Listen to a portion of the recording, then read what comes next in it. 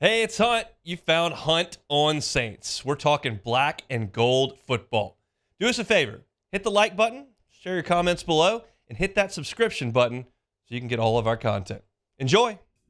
Pull up the old Twitter machine here at Sharief WDSU on Twitter 23 hours ago.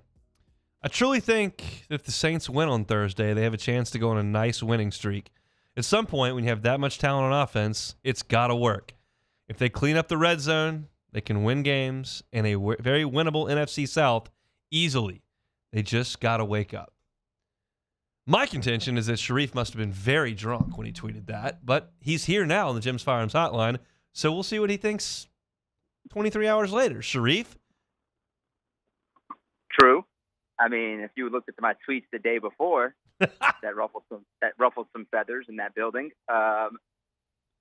I think that they truly still are the best team in the NFC South if they wake up, if Derek Carr wakes up, if the offensive line wakes up, if the red zone offense wakes up. It's a lot of ifs, I know, but the talent is truly there. I truly think, from top to bottom, like I told you last week, that they have probably some of the best talent in the NFC South. Now, can they get it together and get it to work? That is another question. Once again, if. So I told you last week, Hunt, they have to show everyone they can do it again after that Patriots game, and it goes to show you the Patriots an absolute mess. They didn't. And you want to give some credit to the Texans, that's fine. But you got inside the 27 4 times and only came away 3 points. So, I mean, that's just on them. They got to find a way to be better in the red area. 16 points against the Titans, 20 against the Panthers, 17 against the Packers, 9 against the Bucks, and 13 against the Texans if you take out the Patriots. That's a pretty big sample size. I just don't think that I'm buying anything on the Saints offense. I think it is a total disaster from the top at the coordinator through the offensive line to the quarterback. I think the whole thing's broken. Your thoughts on that? Yeah, I wouldn't disagree. I think it is. It is. It really is, which is unfortunate. It's just, not pretty. It's just bad football. You have a nice collection of talent with Alvin and Mike and Rashid and Olave, and you get Dennis Allen, the quarterback he wants, and it's just not working. Something's not right. So everyone's screaming for the change at offensive coordinator, and I just don't know if they're going to do it now, 6 games into the season. Now, if it goes bad and poorly Thursday, maybe they say, hey, it's like a mini bye. Yeah. We're going to go to Ronald Curry. It's time. It's time, Now, if they win an ugly game, like 14-13, they can still do it too. But it's just they've got to figure it out in the red zone, whether it's play calling, execution, guys being better in the playbook. It's just, you can't get down there that many times and come away with goose eggs. I realize that press conferences very oftentimes lead to cliche answers, but it would certainly the media that covers the Saints on a day-to-day basis is asking these questions about the red zone, about the play calls and the execution. What is Derek Carr saying? What is Dennis Allen saying? What is Alvin Kamara saying about these woes when they get inside the 20-yard line? But I can assure you they're not throwing any coaches under the bus. They're blaming themselves for it. That's one thing they never do is throw coaches under the bus. They're saying we have to execute better. Something tells me it feels like it's a playbook thing. Some guys aren't getting into the playbook and understanding the plays and running wrong routes, miscommunication. That was the thing yesterday with Derek Carr talking about miscommunication and not being on the same page, which is not great 6 games into a season. You shouldn't have that many issues when it comes to miscommunication. That's just an area you should have cleaned up before the season starts. Maybe if you have that issue after the first game, I get it because it's game 1 with Derek Carr, new quarterback, somewhat of a new offense. But you're through game 6 and you're having a lot of miscommunications with your receivers, and it's just, that one intentional grounding near the end of the game by Derek Carr, it's just like, what is going on here? That shouldn't happen. What's your assessment of Derek Carr after 6 games? He is what he is, an average quarterback. Average. He's okay. I never thought he would be like a top 10 quarterback, top 8 quarterback. I mean, he's 17, 15 to 18 in the NFL. I mean, you knew what you were getting, and his red zone struggles were well documented whenever you signed him. And, you give them a top 10 defense. It's supposed to be better than that, and it's just not. And the one thing I do appreciate when it comes to Derek Carr and his press conferences is his accountability. He does take the blame. He's like, hey, I got to be better. We've got to execute better. After a while, like I've said many of times on this show, saying is great, but you have to start showing. Saying and doing are two different things. They're not doing it; they're saying it, and that's where the problem lies. They're not doing the things they're saying.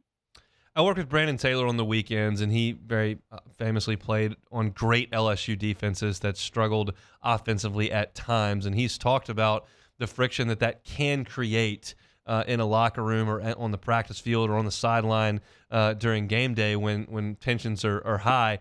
Is there any sense of that with the Saints right now, where the defense saying, look, man, give up 20 against the Texans, we pitch a shutout against the Patriots, we give up 18 points in Green Bay and lose, and all of a sudden they're just not getting that reciprocated from the other side? Is there any inclination of any fracture there? Not yet, but you can. If it continues in this direction, it's going to happen. I mean, it's just human nature that if you're keeping up your end of the deal and you're carrying the team and the offense is just flat and not giving you anything, and you're putting us on the field for most of the game, yeah, naturally you're going to get upset and you're going to get mad about it. I mean, the lucky thing for the Saints defense, they got a lot of veterans with Tyron and Cam and DeMario to try avoiding any of that from happening. But does that mean it's not going to happen? No. I mean, it could happen. I mean, it is a frustrating time. They're at a very critical point, not just, for the season. They're at a critical point with this franchise, what they're going to do moving forward if they cannot right the ship in these next 3 weeks. I mean, you have this game. Understand it's a short week. Don't know if Trevor Lawrence is going to play day to day. Almost feels like he's going to have superhuman power. He's going to end up playing. And then go to the Colts, not a good team. You play the Bears, not a good team. The Minnesota, you go there. You struggle there historically. But you've got to win these next 3 games. And I think it's at a critical point right now. You want to throw must-win on that one on Thursday? Oh, there's no doubt. I mean, Sunday's game was a must-win. This is a must-win. And this is definitely 100% a must-win coming off that game against the Texans, the way they played offensively. So what's the key? I mean, for the offense, something realistic that's not, hey, they just need to score some touchdowns. Like, is there a player they can lean on? What do we look – let me start here before we get into that. What is this offensive line going to look like on Thursday in your best guess? Because I have no idea. Well, I doubt that. Ramczyk, who's in concussion protocol, James Hurst, foot injury. Doubt those two guys played. Now, you throw in Andrews Pete, Trevor Penning, who's came into the game and struggled again, continues to struggle, and not looking great for him. So you're looking at a line of, man, who are you gonna put at right tackle? I mean, Ruiz finished the game at right tackle, and he wasn't bad at right tackle. They never had that plan. Like Dennis said, going into the game, he can play right tackle, but that's what they had, and that's what they needed. They needed him to play. Now it becomes interesting. I'm interested to see, like, who they line up at right tackle. Are they going to really throw Ruiz out there? Because Penning's got to play left tackle. You got Pete, and you have McCoy. Max Garcia. It's dicey. And if it's a short week, maybe if it's a Sunday game, maybe Ramczyk could play. But historically, concussion protocol, you're out for that one game. That offensive line, that's another thing. Are they going to be able to do anything offensively because the line's banged up? And they can blitz the house. That's a team that pressures and likes to pressure. So, and they're going to, knowing that those two guys are out, they're going to bring the pressure on Derek Carr. Knowing all that, let's play a game here. If I told you that the Saints would score 14 points on Thursday, would you take that and play the game? Trevor Lawrence is not going to play, and the Saints score 14. Would you take that, or would you want to watch him play? No. Would you take 17? No. Would you take 20? No. 21? Then he scored at least 21 to 24. Okay. Even if Beathard plays, I still think this offense. The defense is going to do it, but in terms of looking ahead and moving forward and confidence for that offense, they need to get into the 20s. Enough of these teams. The teens is just disgusting. You've got to get out of the teens. You've got to find a way to strike in the 20s. Their excuses are done. They've gotten into the 20s over 20 because they scored 20. They've done that one time this year in 6 games. Yes, right. So, they've got to find a way to get into the 20s. And look, they can lean on Alvin. They have the thing is Alvin last week before the game said, "Hey, Pete," and he was kind of jokingly saying, "I went up to Pete, hey, call the running plays." The offensive line says, "Hey, call the running plays. We want to run the ball more." He said it laughing and joking, but you know what? He's being truthful. He wants to run the ball more. They want to run the ball more. But if they can't block, you can't run it. I mean, that's the thing. They were at times in the game running the ball effectively. But once they got into the 20-yard line, it was like a brain lapse. Throwing the ball 4 straight times is unfathomable.